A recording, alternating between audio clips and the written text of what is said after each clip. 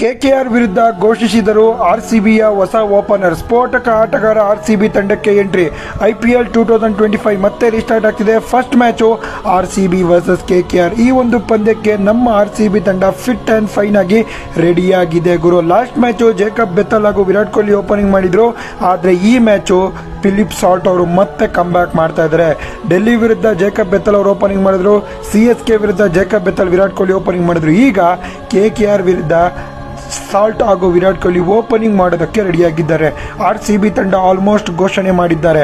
Salt ಬಗ್ಗೆ ಹೇಳೋದಾದ್ರೆ super ಆದಂಥ ಆಟಗಾರ, ಸ್ಫೋಟಕ ಆಟಗಾರ. ಬೆಥಲ್ಲು ಕ್ಲಾಸಿಕ್ ಪ್ಲೇಯರು. RCB ತಂಡಕ್ಕೆ ಸಾಲ್ಟು ಸೂಟ್ ಆಗ್ತಾರೆ. ಜೇಕಬ್ ಬೆಥಲ್ಲು ಮಿಡಿಲ್ ಆರ್ಡರ್ ಆಡಿದ್ರೆ ಸಖತ್ತಾಗಿರುತ್ತೆ. ಇದು RCB ತಂಡದ ಪ್ಲೇಯಿಂಗ್ 11 ಆಗಿರುತ್ತೆ. IPL 2025 ಮೇ 17ನೇ ತಾರೀಕು ನಡೆಯುವ RCB ವರ್ಸಸ್ KKR ಪಂದ್ಯಕ್ಕೆ. KKR ತಂಡ RCB ವಿರುದ್ಧ ಸೋತೋಗಿದ್ದಾರೆ. ಅವರು ಪ್ಲೇ ಆಫ್ ಇಂದ ಆಲ್ಮೋಸ್ಟ್ ಹೊರಗೆ.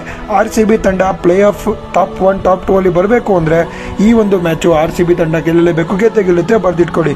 ವಿಡಿಯೋನ ಎಲ್ಲರಿಗೂ ಕೂಡ ಶೇರ್ ಮಾಡಿ ಹೇಳಿ. RCB ಓಪನರ್ಸ್ ಇವರೇ. RCB ತಂಡ ಸಖತ್ತಾಗಡುತ್ತೆ ಈ ವರ್ಷ. ಈ ಸಲ ಕಪ್ ನಮ್ಮದೇ. ಮೇ 17 ಮ್ಯಾಚು ಕೂಡ ನಮ್ಮದೇ. ಜೈ RCB, ಈ ಸಲ ಕಪ್ ನಮ್ಮದು.